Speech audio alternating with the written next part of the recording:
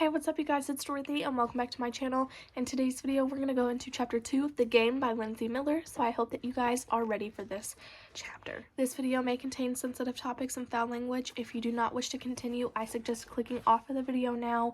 You have been warned. Chapter 2. That's not how the game works, Leah said through her embarrassment. Being so well prepared for Assassin gave her the courage she needed to talk to him. She knew him enough to know this smirk meant he was joking, but still, if you were playing, I would put you out of your misery quickly. How kind of you, Devin said.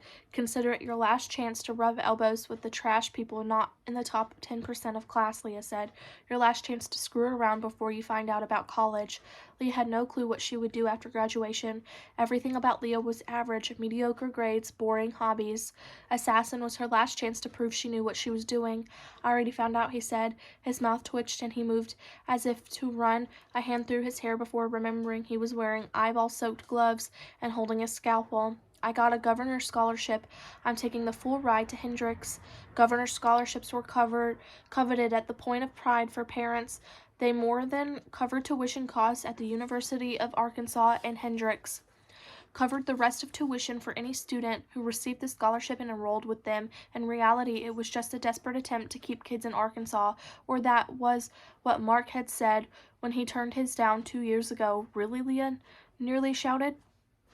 Devin laughed. What? Faith sliced her eye straight through the scrella. What did you get on the ACT? Who else got one? Leah wasn't the best student, but she was pretty sure they weren't supposed to bisect the whole eye. 36, mumbled Devin. He stripped off his gloves and glanced at Leah. Who gets them is private, so you'd have to ask around. I definitely didn't, Leah said. She's gotten a 27 and a talking to about not taking things as seriously as her older brother, Mark. Mark had gotten a 32, but he played basketball. Leah played no sports, had no excuses for scoring lower than him. That's amazing.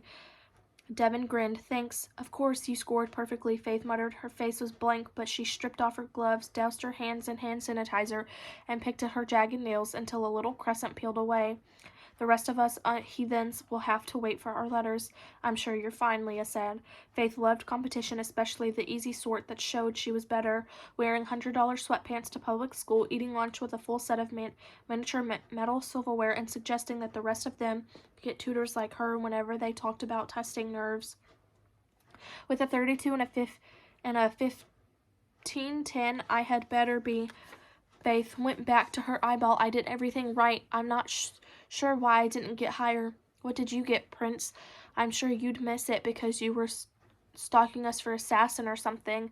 Leah rolled her lips together and couldn't even bring herself to answer. No one cares about those scores as much as you, Devin said. Here, what do I need to do to sign up? He held up his phone to Leah. She pulled up the email she had sent to the council and typed it word for word for him. He leaned over her arm to read what she typed. I don't have a water gun and I'm not ready to be killed.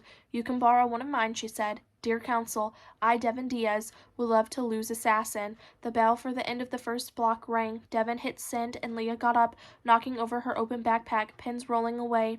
He laughed and helped her pick them up. You should be more light-footed, Master Assassin, he said. I'll text you to get the water gun.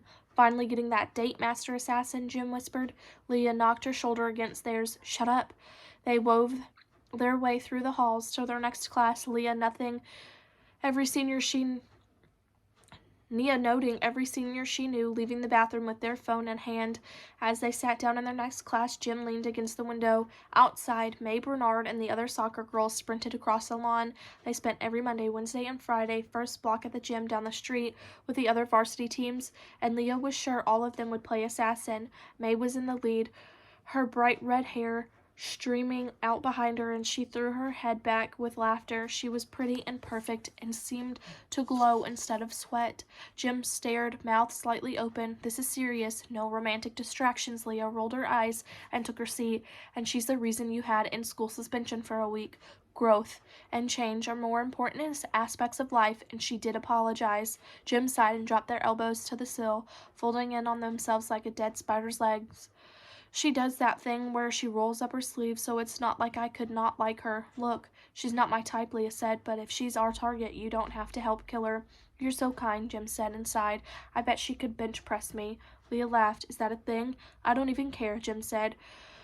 Are you And you're one to talk about romantic distractions. Leah flushed. No distractions at all. If we're not on a team, I love you, but you're dead to me. Jim reached out and tapped the tip of Leah's nose. I always wanted a nemesis. The rest of class went as it usually did, boring. And halfway through, Leah added her new notes from her journal to the spreadsheet she kept just in case. It was always good to have a backup. There are definitely more people playing than I anticipated, Leah said.